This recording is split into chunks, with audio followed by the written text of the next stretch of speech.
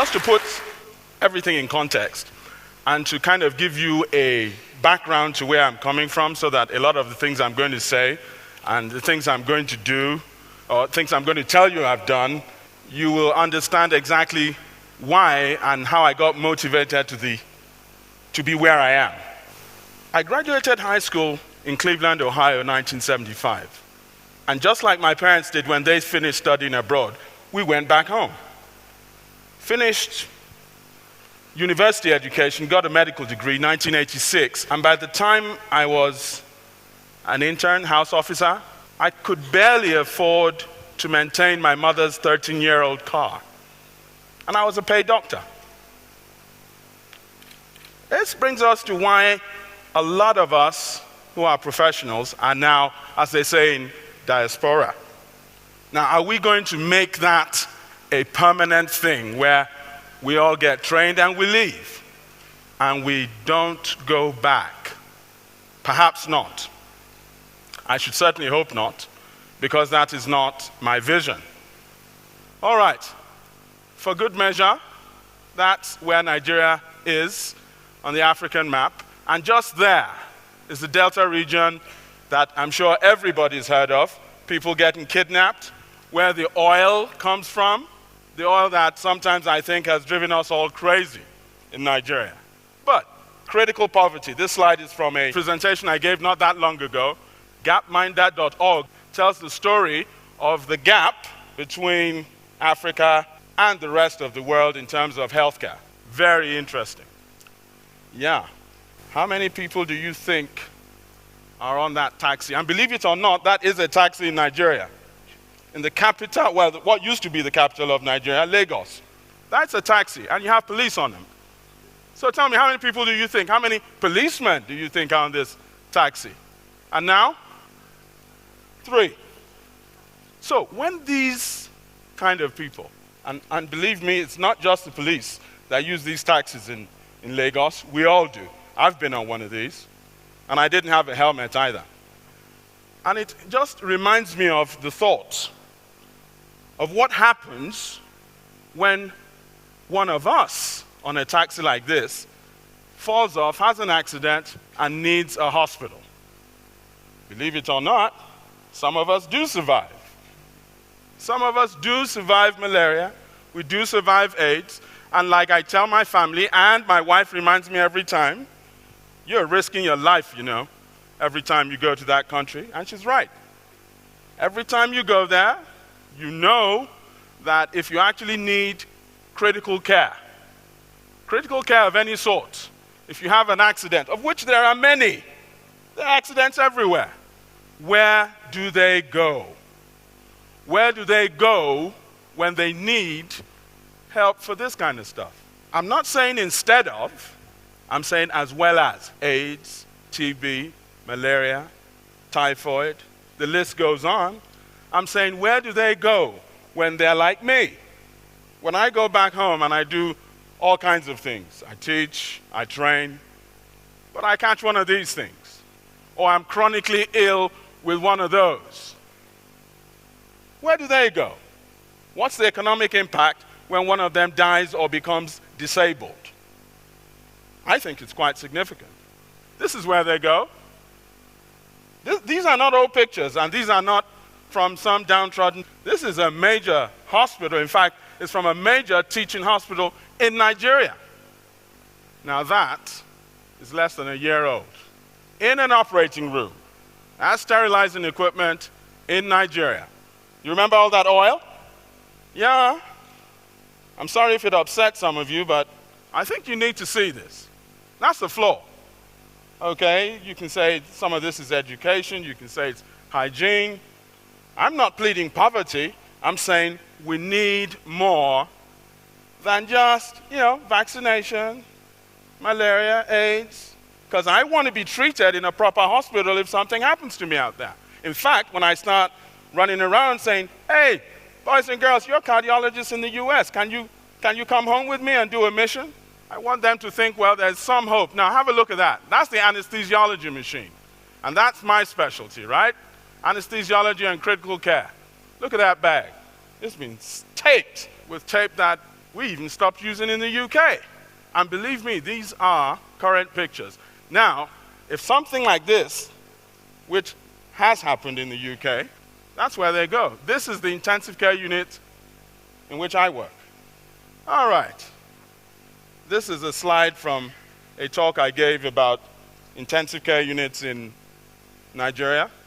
And jokingly, we refer to it as expensive scare, because it's scary and it's expensive. But we need to have it. Okay? Okay, so, these are the problems. There are no prizes for telling us what the problems are there. I think we all know, and several speakers before and speakers after me are going to tell us even more problems. And these are a few of them. So what did I do? There we go. We're going on a mission. We're going to do some open heart surgery. I was the only Brit on a team of about 9 American cardiac surgeon, cardiac nurse, intensive care nurse. We all went out and did a mission. And we've done 3 of them so far. Just so you know, I do believe in missions, I do believe in aid, and I do believe in charity. They have their place. But where do they go for those things we talked about earlier? Because it's not everyone that's going to benefit from a mission. Health is wealth. In the words of Hans Rosling, you get wealthier faster if you are healthy first. So here we are, mission. Big trouble. Open heart surgery in Nigeria, big trouble. That's Mike. Mike comes out from Mississippi. Does he look like he's happy?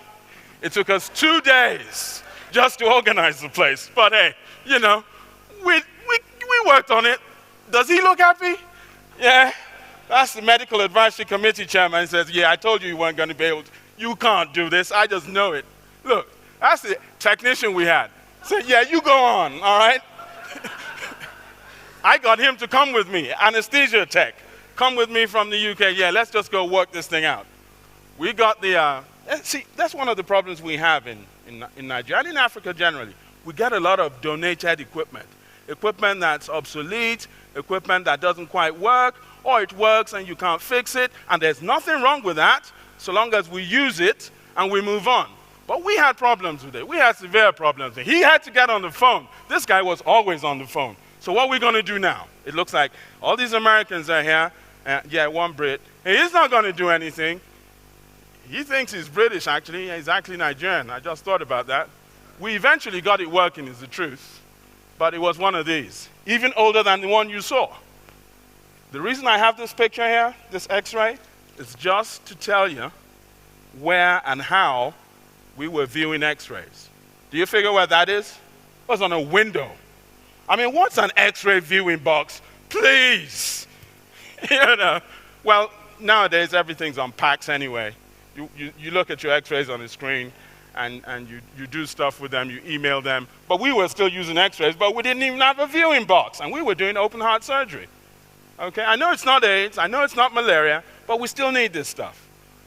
Oh yeah, echo. This was just to get the children ready and the adults ready. People still believe in voodoo, heart disease, yeah? VSD, hole in the heart, tetralogies.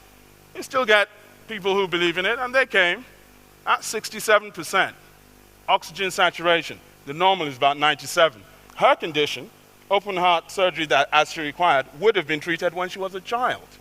We had to do these for adults. So we did succeed, and we still do. We've done 3. We're planning another one in July in the north of the country. So we certainly still do open heart, but you can see the contrast between everything that was shipped in. We ship everything, instruments. We had explosions because the kit that was designed and installed by people who weren't used to it. The oxygen tanks didn't quite work right, but how many did we do the first one? 12. We did 12 open heart surgical patients successfully. Here's our very first patient out in intensive care. And just watch that chair, all right? This is what I mean about appropriate technology. That's what he was doing, propping up the bed, because the bed simply didn't work. Have you seen one of those before? No? Yeah? Doesn't matter. it worked. I'm sure you've all seen or heard this before. We, the willing, have been doing so much with so little for so long. We are now qualified to do anything with nothing.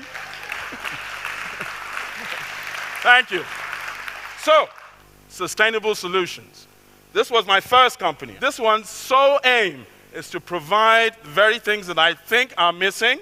So we put my hand in my pocket and say, guys, let's just buy stuff. Let's go set up a company that teaches people, educates them, gives them the tools they need to keep going. And that's a perfect example of one. Usually when you buy a ventilator in a hospital, you buy a different one for children, you buy a different one for transport. This one will do everything, and it will do it at half the price and doesn't need compressed air. If you're in America and you don't know about this one, we do, because we make it our duty to find out what's appropriate technology for Africa, what's appropriately priced, does the job, and we move on. Anesthesia machine, multi-parameter monitor, operating lights, suction. This little unit here. Remember your little 12-volt plug in the car that charges your whatever, Game Boy, telephone? That's exactly how the outlets are designed. Yeah, it will take a solar panel. Yeah, the solar panel will charge it. But if you've got mains as well, it will charge the batteries in there. And guess what? We have a little pedal charger too, just in case. And guess what? If it all fails, if you can find a car that's still got a live battery and you stick it in, it will still work. Then you can customize it.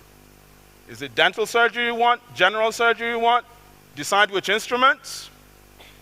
Stack it up with consumables. And currently we're working on oxygen delivery on site. The technology for oxygen delivery is not new. Oxygen concentrators are very old technology. What is new, and what we will have in a few months, I hope, is the ability to use this same renewable energy system to provide and produce oxygen on site. Zeolite, it's not new. Zeolite removes nitrogen from air, and nitrogen is 78% of air. If you take nitrogen out, what's left? Oxygen, pretty much. So that's not new. All we're doing is applying this technology to it. These are the basic features of my device, or our device. This is what makes it so special. It's one, apart from the awards it's won, it's portable and it's certified. It's registered, the MHRA, and the CE mark, for those who don't know, is for Europe, is the equivalent of the FDA in the US. If you compare it with what's on the market, price-wise, size-wise, ease of use, complexity. This picture was taken last year. These are members of my graduating class, 1986. It was in this gentleman's house in the Potomac, for those of you who are familiar with Maryland. There are too many of us outside. And everybody, just to borrow a leaf from Hans Rosling, he's my guy. If the size of the text represents what gets the most attention, it's the problems. But what we really need are African solutions that are appropriate for Africa, looking at the culture, looking at the people, looking at how much money they've got.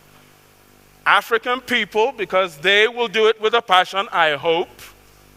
And lots of that little bit down there, sacrifice. You have to do it. Africans have to do it in conjunction with everyone else. Thank you.